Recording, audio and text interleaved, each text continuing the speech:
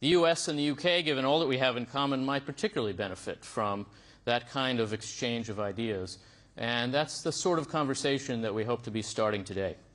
Britain's Home Secretary, Suella Braverman, is the UK's leading policymaker on this front, as well as in related areas like law enforcement, crime, and much of what we here in America would call homeland security. She's in Washington this week to meet with senior administration officials, with members of Congress and others on the full range of issues in her Home Office purview, but especially the refugee and global migration dilemma.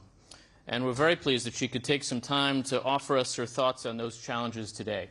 She'll speak for 30 minutes or so, then we'll have a brief discussion and a few questions in the room. And with that, Home Secretary, the floor is yours.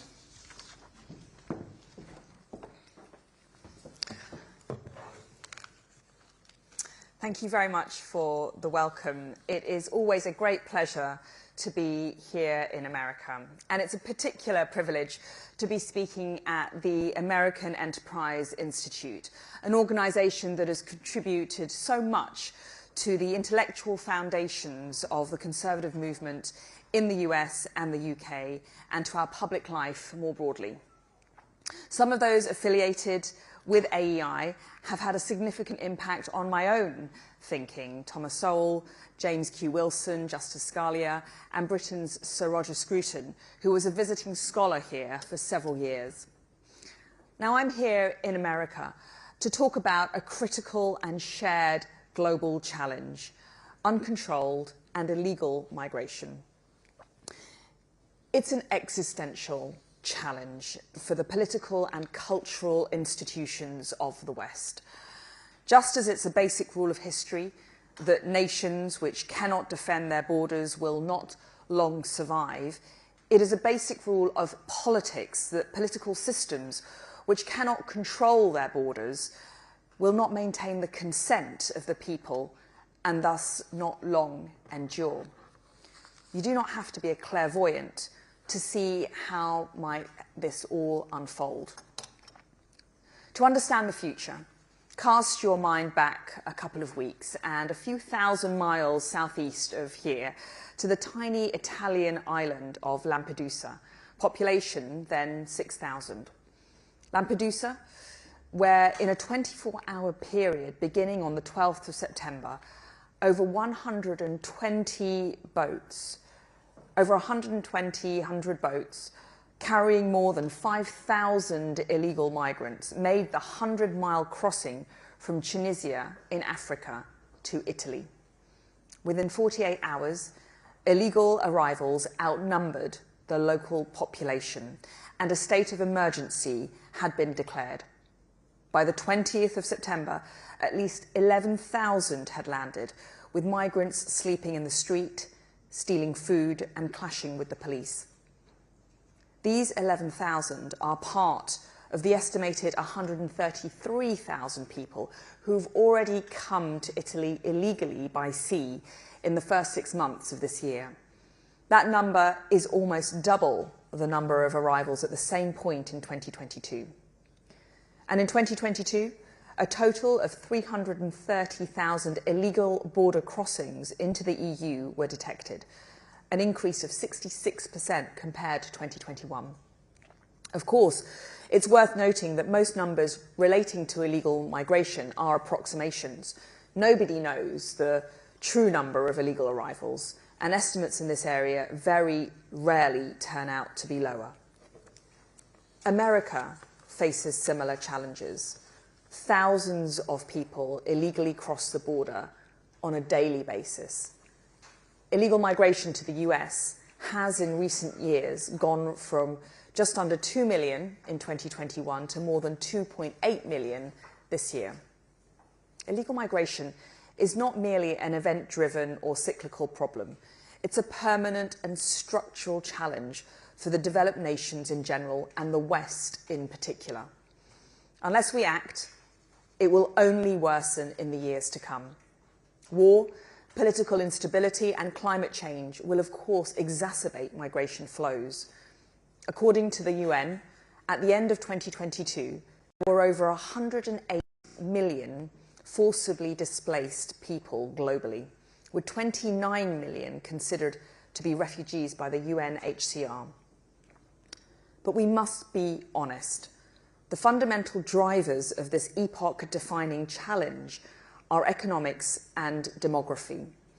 In January, the World Economic Forum said that migration will become one of the top 5 global risks in the next decade, ahead of national resource crisis, geo-economic confrontation, and environmental disasters. It's a fallacy that as countries get richer, emigration from them declines. As the American economist Michael Clemens has found, emigration from a country tends to rise until it reaches a level of income of about $10,000 per person before declining. World Bank data show that more than 3 billion people live in countries where the average income is below this threshold. The potential for migration to increase yet further is truly colossal. The raw numbers show how demand for migration, legal or otherwise, is likely to surge in the coming years. So too does personal testimony. A 2021 Gallup poll found that 16% of adults worldwide, around 900 million people, would like permanently to leave their own country. And those numbers are not evenly distributed around the world. 37% of people living in sub-Saharan Africa, some 481 million people, and 27% of those living in the Middle East and North Africa, around 156 million, say they'd like to migrate. The ease with which some of them might reach Europe poses a unique and deepening challenge. The fact is that our countries are exceptionally attractive. 4% of those polled by Gallup, approximately 40 million people, named Britain as their preferred destination. 18%, approximately 162 million people, named the USA. These numbers are respectively more than half of our current total populations. Now, those in favour of a more liberal approach when it comes to legal migration tend to say at this point, so what? Isn't it a good thing that people the world over want to come to the West and contribute? And why can't we absorb and welcome them?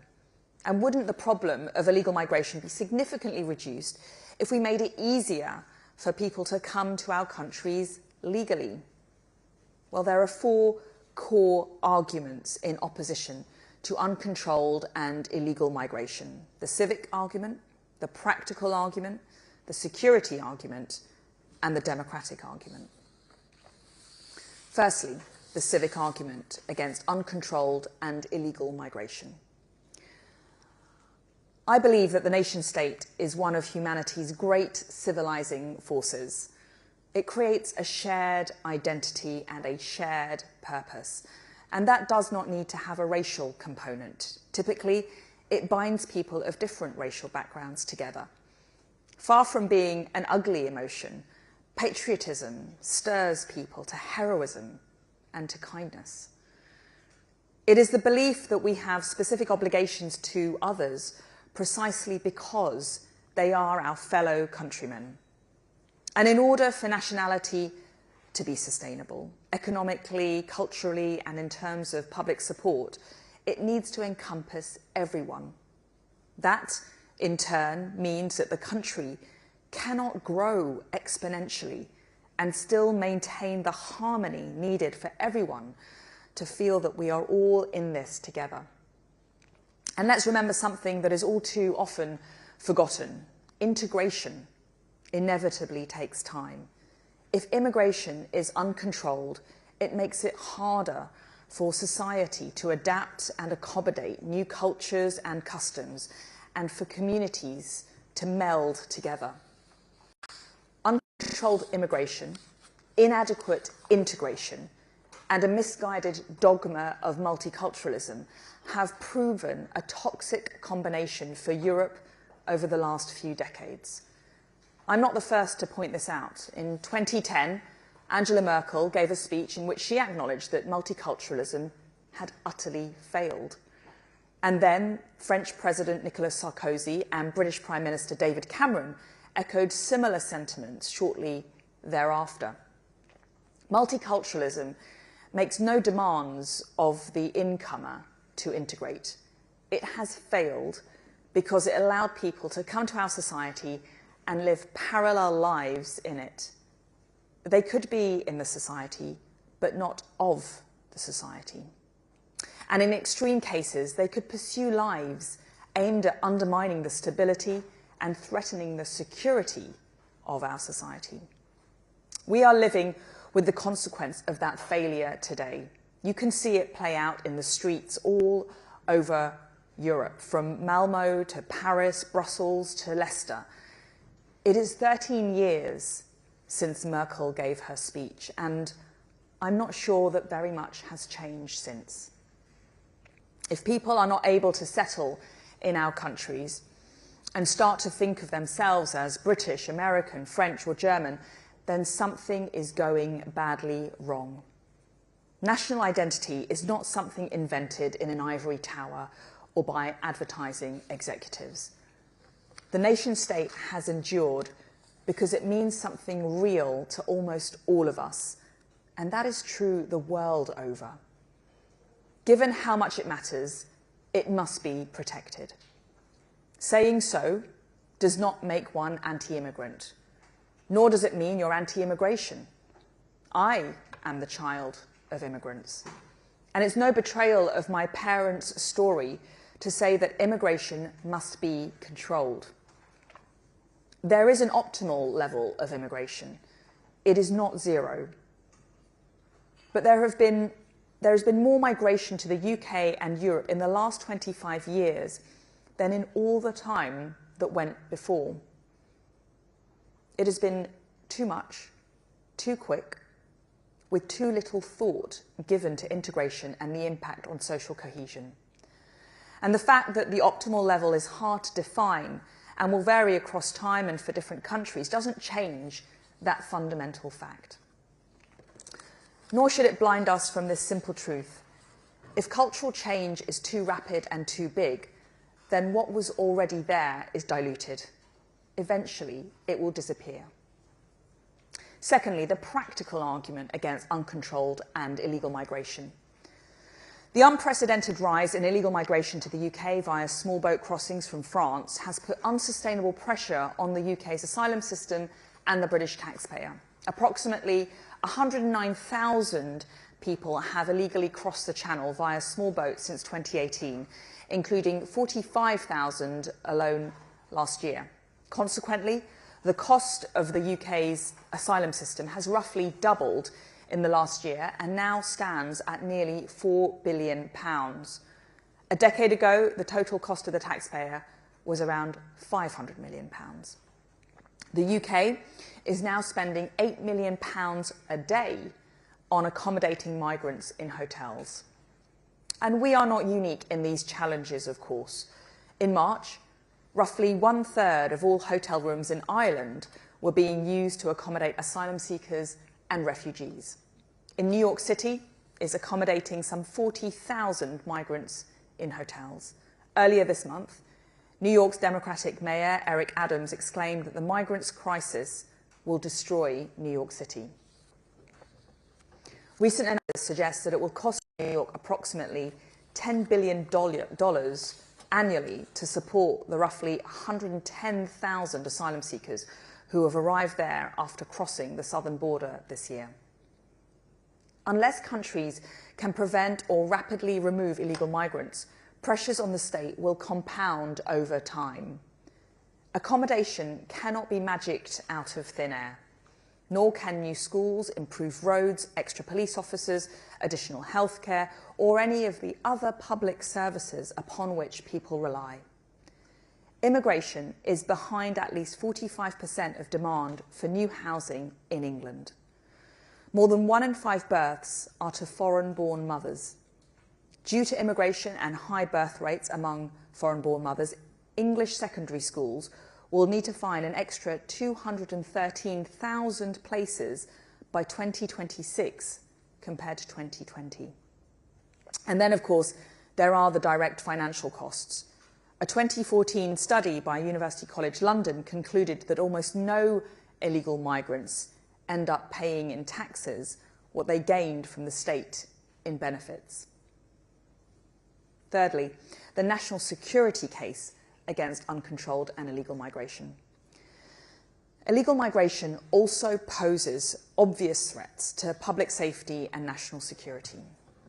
UK police chiefs have warned me of heightened levels of criminality connected to some small boat arrivals, particularly in relation to drug crime, exploitation and prostitution. People who choose to come across the Channel illegally from another safe country have already showed contempt for our laws. President Macron claimed that illegal migrants or those waiting for a residence permit accounted for more than half of crime in Paris. Illegal migration is increasingly a tool exploited by hostile states and those acting on their behalf. Vladimir Putin weaponized migration in 2021, sending thousands of asylum seekers via Belarus to try to cross into Poland and Lithuania. In March, Italy's defense minister said the exponential increase in the migratory phenomenon departing from African shores is also, to a not insignificant extent, part of a clear strategy of hybrid warfare that the Wagner division is implementing, using its considerable weight in some African countries. And fourthly, and perhaps most critically, the democratic case against uncontrolled and illegal migration. Opinion polls and successive national votes could not be clearer. People the world over want their governments to control their borders. The British public backed the UK's Rwanda partnership and the government's recent Illegal Migration Act by margins of about 2-1. 6 in 10 in red wall seats support stopping migrants and small boats from illegally entering the UK by using any means necessary. 72% of EU citizens are in favour of reinforcing EU external borders. And more than half of Americans said there was an invasion at the southern border when polled in August 2022.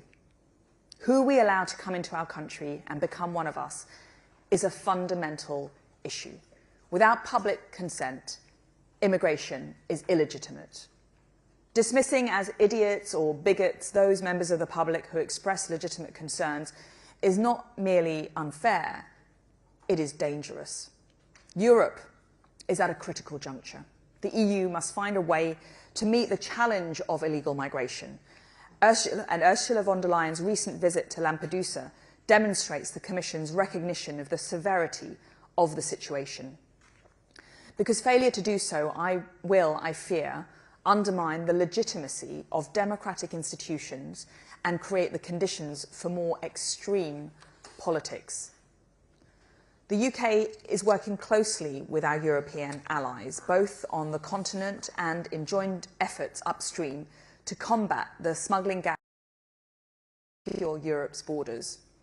And we will always look for ways to deepen our cooperation on security. The most recent example is our new working arrangement with Frontex. To address where the solution to all of this might lie, I must first broach a taboo.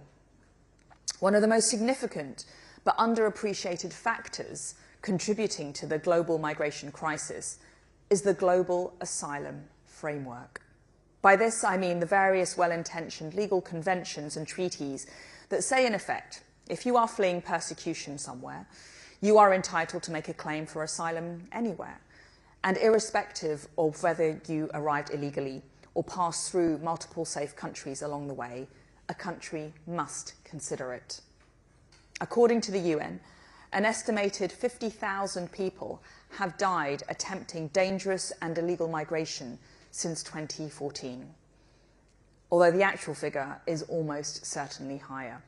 About half of these deaths occurred while attempting to cross the Mediterranean. 1,000 people died last year trying to cross from Mexico to the US. And some 150 people have died attempting to cross the Channel by small boat, lorry or other clandestine means in the last 5 years. All of these people were no doubt seeking a better life.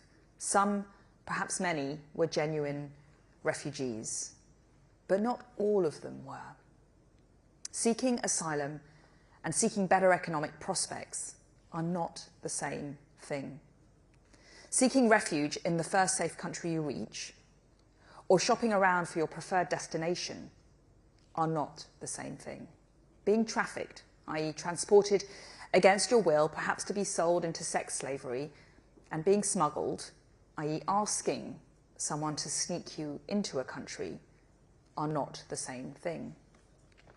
The extent to which the global asylum framework enables the obscuring of these categories creates huge incentives for illegal migration. This legal framework is rooted in the 1951 UN Refugee Convention. It was created to help resettle people fleeing persecution following the horrors of World War II and the Holocaust, and was, initially at least, centred around Europe. It was an incredible achievement of its age. But more than 70 years on, we now live in a completely different time.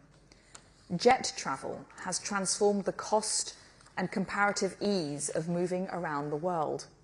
The internet has made people acutely aware of how different life is and how much higher wages are in other parts of the world. Smartphones enable smugglers to facilitate operations with great ease and smooth communication between those who have undertaken a journey and others who might like to. When the Refugee Convention was signed, it conferred protection on some 2 million people in Europe. According to analysis by Nick Timothy and Carl Williams for the Centre for Policy Studies, it now confers the notional right to move to another country upon at least 780 million people. It is therefore incumbent upon politicians and thought leaders to ask whether the Refugee Convention and the way it has come to be interpreted through our courts is fit for our modern age or in need of reform.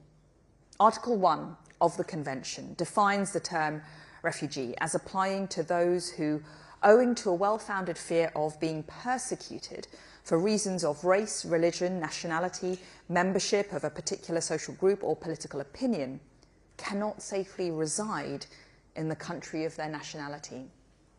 Elsewhere, the Convention speaks of life or freedom being threatened. I think most members of the public would recognise those fleeing a real risk of death, torture, oppression or violence as being in need of protection. However, as case law has developed, what we have seen in practice is an interpretive shift away from persecution in favour of something more akin to a definition of discrimination. And there has been a similar shift away from a well-founded fear towards a credible or plausible fear, the practical consequence of which has been to expand the number of those who may qualify for asylum and to lower the threshold for doing so. Let me be clear, there are vast swathes of the world where it is extremely difficult to be gay or to be a woman. Where individuals are being persecuted, it is right that we offer sanctuary. But we will not be able to sustain an asylum system if, in effect, simply being gay or a woman or fearful of discrimination in your country of origin is sufficient to qualify for protection. Article 31 of the Refugee Convention makes clear that it is intended to apply to individuals coming directly from a territory where their life was threatened. It also states that where people are crossing borders without permission, they should present themselves without delay to the authorities and must show good cause for any illegal entry. The UK, along with many others, including America, interpret this to mean that people should seek refuge and claim asylum in the first safe country that they reach. But NGOs and others, including the UN Refugee Agency, contest this. The status quo, where people are able to travel through multiple safe countries and even reside in safe countries for years while they pick and choose their preferred destination to claim asylum, is absurd and unsustainable. Nobody entering the UK by boat from France is fleeing imminent peril. None of them have good cause for illegal entry. The vast majority have passed through multiple other safe countries and in some instances have resided in safe countries for several years. There is a strong argument that they should cease to be treated as refugees during their onward movement. There are also many whose journeys originate from countries that the public would consider to be manifestly safe, like Turkey or Albania or India. In these instances, most are simply economic migrants, gaming the asylum system to their advantage. In Europe, we've added, through the European Convention on Human Rights, additional human rights laws. The global asylum framework is a promissory note that the West cannot fulfill. We have created a system of almost infinite supply, incentivizing millions of people to try their luck, knowing full well that we have no capacity to meet more than a fraction of the demand. Tragically, the ease with which this system can be gained by those that don't really need it means it is the most vulnerable, women, children, those without the money to pay people smugglers, and those not fit enough to make arduous journeys, that lose out. In the UK, roughly 70% of those arriving illegally on small boat are men aged under 40.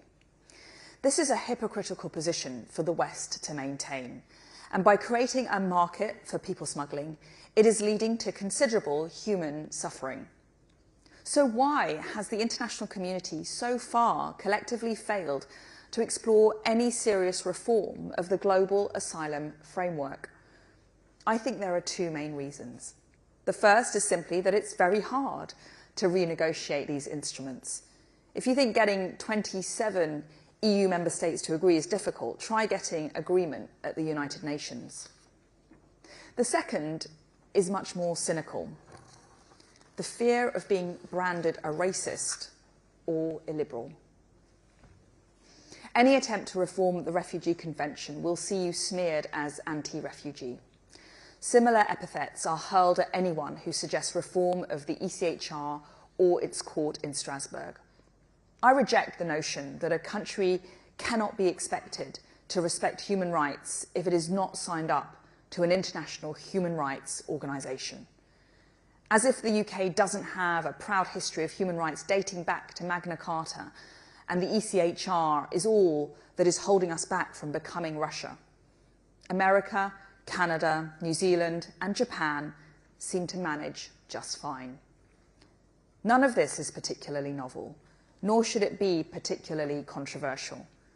As Home Secretary, Theresa May called for Britain to leave the ECHR, and it was Conservative Party policy under Michael Howard to leave the Refugee Convention. I'm merely advocating for reform.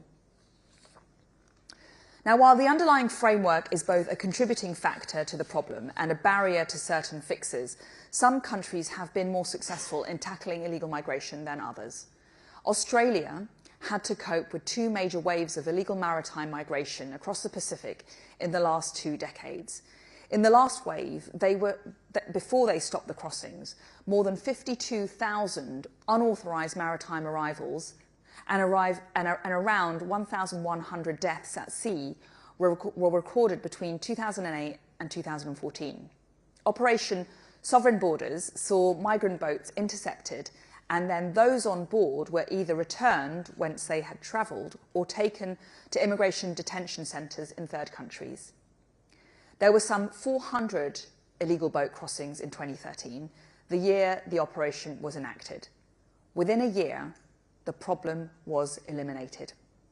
Denmark, between 2015 and 2016, announced a range of measures intended to make their asylum system significantly less attractive as a destination for illegal migration.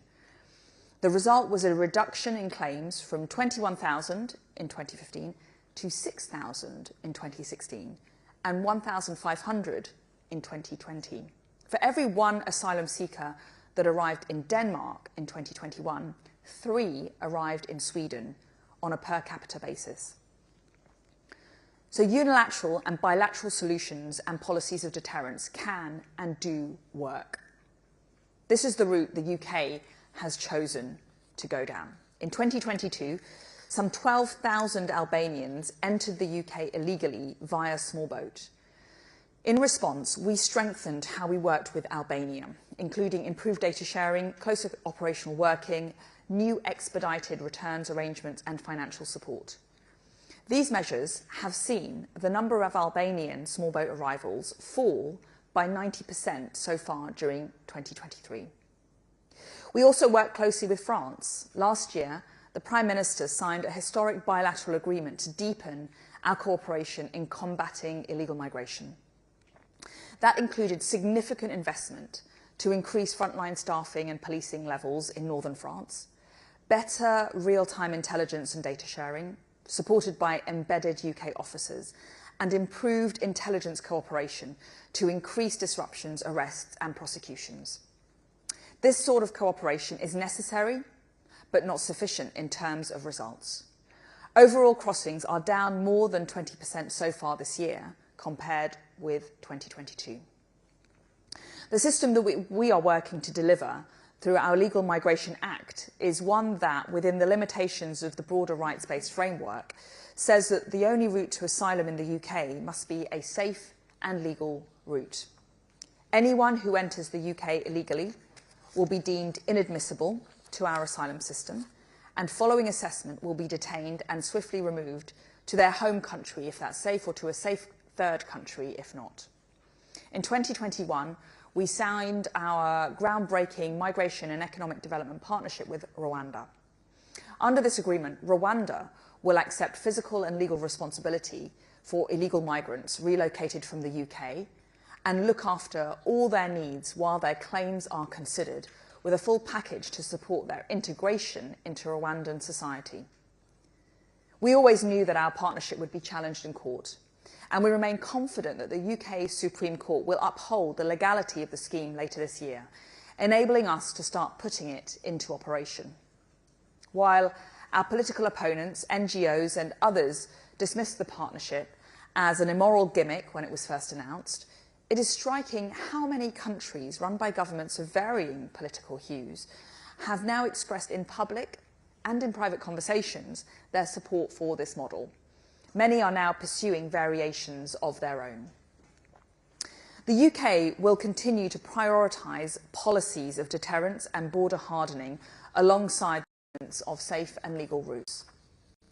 At the same time, we will look to build consensus for more fundamental reform of the asylum framework at the international level. The goal for reform must be to embed certain principles in the global asylum framework. Deterring illegal migration must be an aim. Countries must have a say in what volume of refugees they are capable of resettling each year. Support and protection should, to the fullest extent possible, be rendered in neighbouring safe countries where it is most efficient to deliver and able to reach those that need it most. The only route to resettlement should be via safe and legal routes. People must claim asylum in the first safe country they reach. The definition of who qualifies for protection must be tightened, and policies of externalisation, such as our partnership with Rwanda, must be recognised as appropriate. I don't accept the false choice between acting unilaterally or even bilaterally to protect one's border and solving this problem through multilateral cooperation. International cooperation is essential if we are to find enduring solutions to the challenges of global migration and deliver an asylum framework fit for the modern age. But nations cannot simply sit on their hands while a reform process plays out. It is right that they act in their national interest. I have, in recent weeks, been meeting with fellow interior ministers in Europe. I will continue doing so in the coming months and hope to bring together partners to a forum where we can begin discussing some of the matters that I've touched on today. Is the Refugee Convention in need of reform? Would a revised global asylum framework work, and how would it look? How can we better balance national rights and human rights so that the latter do not undermine national sovereignty? Could the ECHR be more transparent and accountable in how it interprets human rights and give greater power to nation states to make arguments and present evidence? What are the appropriate criteria for being labelled a refugee these days in the 21st century? How can we stop human rights laws being gamed by smugglers? Are we delivering safe and legal routes in an efficient and effective manner? And while we may have different views as to the solutions, I hope we can at least agree on one thing, that we are living in a new world bound by outdated legal models. It's time that we acknowledge that. Thank you.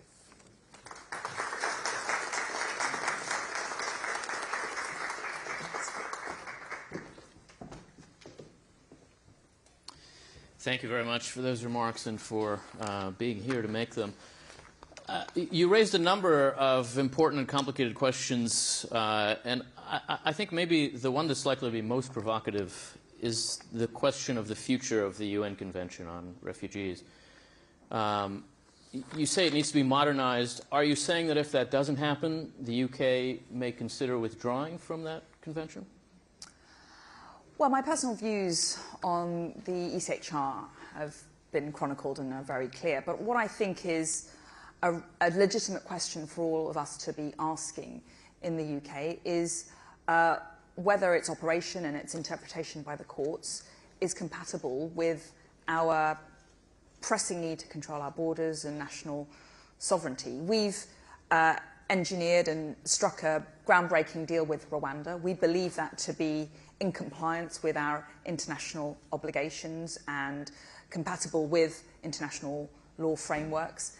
We've just passed new legislation in the form of the Illegal Migration Act. We also consider that to be compliant. So we are wanting to work within those frameworks, and we are confident that we can achieve that. But I do think legitimate questions need to be asked about the somewhat ill-fitting nature of how these, as in my speech, outdated international models are sitting with the global migration crisis of the 21st century.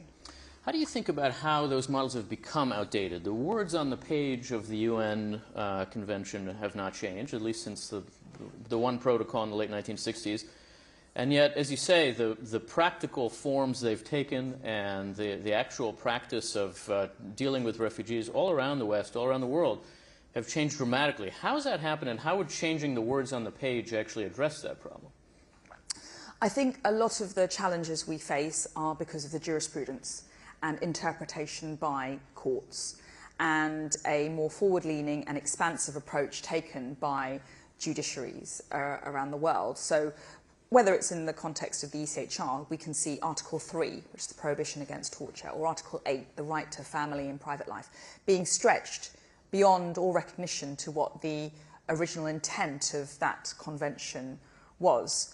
In the context of the Refugee Convention, whether it's the definition of refugee, as I set out in my speech, or whether it's the definition and interpretation of refoulement, onward travel, those have both been subject to unforeseen and expansive interpretations by courts, and that jurisprudence and case law has then imposed greater burdens, I'd say unsustainable burdens, on governments around the world. Maybe we can untangle two elements of the way that you describe this in your remarks. The question of national sovereignty on the one hand, and the actual specific content and substance of the treaty commitments. You may know the United States was not an original signatory of the UN Convention on Refugees. The Truman administration in the 50s decided that it was too much of a violation of American sovereignty, and the United States stayed out of the treaty for 17 years until the late 60s. The objection there was a matter of sovereignty. They argued that the treaty would take immigration policy out of the hands of the U.S. government. The argument you're making seems to be more that the specific substance of the multilateral commitment is the problem. You do seem to think that there can be a multilateral way to deal with refugee issues, that there is a way for nations to agree on rules without losing control of their immigration policy. Is that right? You think multilateralism is the way to ultimately frame refugee policy? I don't think these are mutually exclusive choices. I think there needs to be an international level approach which is consistent and has an equitable approach instilled throughout it. And that's why I'm calling for a renewed global conversation about the substance of some of these international conventions. And I believe that the nation state, its very concept and existence is dependent on nationally elected governments, which are held to account by the electorate to take their own decisions unilaterally or bilaterally in the way, for example, that we have done in the UK with our partnership with Rwanda, or defining and rolling out particular and bespoke domestic legislation. So what is the right definition of refugee? In a sense, you put your finger on the problem that there really are people, many people, who really are endangered, really are in a position that is like the one that these treaties were intended to address. There are also people who are now covered by those definitions that are not in that position. If it were up to you, or if the process you're calling for were to start, what definition of refugee you think would work in the 21st century? Who is a refugee now? Yeah, well, I mean, again, as I pointed out in my speech, I think the definition has expanded beyond what is a reasonable and sustainable approach. And what we are seeing in the UK, at least, and in the EU, is that economic migrants are falling under the umbrella of refugee, whether through kind of illegitimate claims being made to mask the fact that they are economic migrants or otherwise. And we have seen in our case law and what's been played out in the courts a disproportionate allowance being made for economic migrants under the guise of asylum law.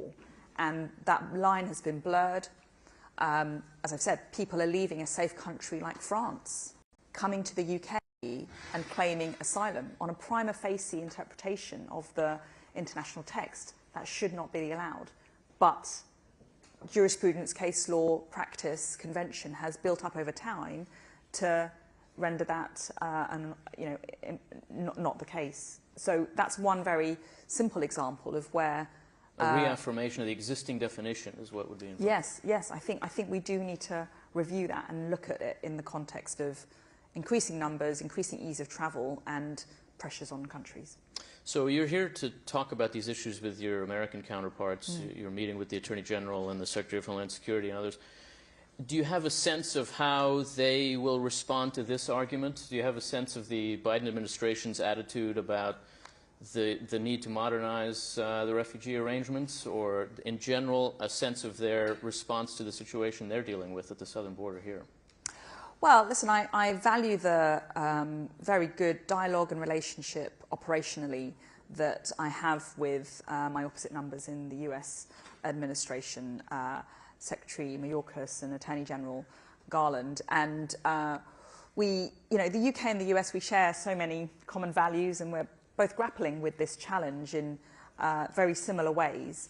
I'm keen to start this conversation. I have talked about it in other international fora with other international counterparts, and that has been something that's been met with, some level of support. So I hope that we can start amplifying this kind of global level conversation amongst like-minded nations. But listen, I commend Alexandra Mayorkas for the approach that is being taken here in America. For example, agreements with Mexico is very similar to how we've been working with France and with Albania to try and ease the flow.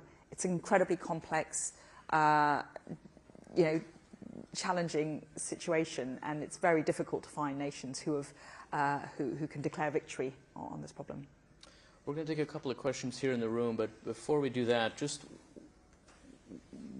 maybe one reflection on your own background as a daughter of immigrants. How does that shape how you approach these kinds of questions? These are obviously intense, contested questions in the UK as much as in the US. What do you think that background brings to the table for you? How do immigrant communities in Britain think about the refugee question at this moment? Well, I have a somewhat personal experience of migration. My father came to the UK as a very young man. I think he was about 19, 18. He was effectively kicked out from by Kenya in 1968. He always tells me movingly of the cold February morning that he stepped off the plane at Heathrow Airport. No friends, no money, no family, nothing but his British passport. And it was his British passport that was his symbol of hope. And he made his life in the UK, never once went back to Kenya. And I always think about the vulnerability that he must have experienced then. And my mother, she was recruited by the NHS as a girl of 18 in Mauritius. And she came over because the NHS was a symbol of excellence, of opportunity. And she came to contribute to the UK to make a better life. This is post-war in the 1960s. And they both signed up to British values wholeheartedly. They're fiercely proud of Britain, the British Empire. They're from former colonies, and being part of the UK in a full and, you know, energetic way. And they came here lawfully. They came to the UK lawfully, by the rules, occupying their place in the queue. And I think it's informed my view of migration. And what I think angers many people in Britain, whether they are from a migrant background or not, is the sense of unfairness, that people are jumping the queue, that they are breaking our rules, that they are coming here, you know, gaming the system. The sense of unfairness, the sense of injustice, I think, is what you know, really angers people in the UK, myself included. Let's take a couple of questions in the room. We have just a few minutes. Maybe we can start back. There's a microphone coming your way just a moment. Thank you very much, Home Secretary. I'm Mark Stone. I'm from Sky News. Thank you for doing this. I just wanted to pick up on the anecdote you just gave, a very eloquent anecdote about your father, that he had no friends, no money, no passport. He wanted a better life. Do you accept that that is the story replicated throughout this migration journey? Every single one of those people has the same story that your father had. And I wonder how you could square that with your views that you have outlined this morning. And just to follow up, if I can, some have called your speech here grandstanding, and you can kind of see why. This is a very, very small room in America. You're speaking to a very small audience. And I wonder if this is perhaps more about your leadership ambitions of a party that's really quite struggling at the moment. Well, addressing the first issue, I mean, what you're suggesting is because I'm the child of immigrants, I have to adopt a position which is pro-migration and pro the status quo. And I totally and fundamentally refute that. I think that is totally at odds with the challenge that we are facing today. Unprecedented levels of people coming to our country illegally with no right to be there, gaming our system, pretending to be refugee, pretending to be fleeing persecution, to come to the country illegitimately. And I mean, that cannot be how we conduct this conversation. We need to be honest with the British people, and we need to be honest about the challenges and the solutions. And just because I have an immigrant background does not exclude me from this conversation. And my job as Home Secretary is to be honest with the British people, to tell them that the system as it currently stands internationally is not working. We need to start working towards a solution that is sustainable and fair. Listen, I'm incredibly honoured to be here at the AEI. The AEI represents the forefront of thought leadership and policy making in the US and actually internationally. And to be hosted here to talk about migration in the international context, followed by meetings with my American counterparts, is really, again, part of my day job, part of my duty as Home Secretary. I want to lead this conversation globally, and I want to work with like-minded partners to find a solution. Let's take one last question if we can, right over here at the end. Thank you, Home Secretary. Tony Diver from the Daily Telegraph. Can I ask, If you don't agree with the UN Refugee Convention as it is, but you accepted in your speech that it's incredibly difficult to reform because of the number of signatories, can I ask, would you consider leaving the convention altogether if it is too difficult to reform? And just a short follow-up, with the Rwanda policy held up in court as it is, I know you discussed that as well, can I ask you how realistic you think it is that the government will still be able to reach the Prime Minister's pledge of stopping the boats by the next election?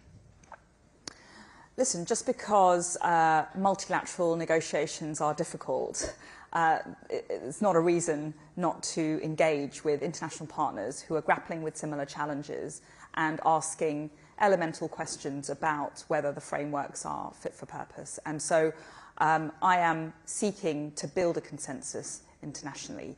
And ultimately, the Prime Minister himself has said, we'll do whatever it takes to stop the boats. And that's my position. And that illustrates the resolve, the intent and the commitment of the UK government to fix this problem, whatever is required. The second question was about... how realistic do you think it is that the boats will be stopped? The Prime Minister seems to be less confident than before. Listen, I mean, we've made progress this year. We've passed the largest piece of legislation, the largest set of reforms to our migration laws in a decade. We've passed our Illegal Migration Act. Many people said we wouldn't be able to get that enacted, and we achieved that goal earlier this year. We are now awaiting the decision, the hearing and the decision of the Supreme Court on our Rwanda agreement. I'm confident in the lawfulness of the agreement. I'm reassured by the fact that the Lord Chief Justice, the most senior judge outside the Supreme Court, found in the government's favour. The High Court found in the government's favour. And I hope that if we are successful in the Supreme Court, we will be in a position to operationalise flights to enable people to be removed and relocated to Rwanda as soon as possible thereafter. Well, that's our time. Suella Braverman, Britain's Home Secretary, thank you very much for being with us. Thank you.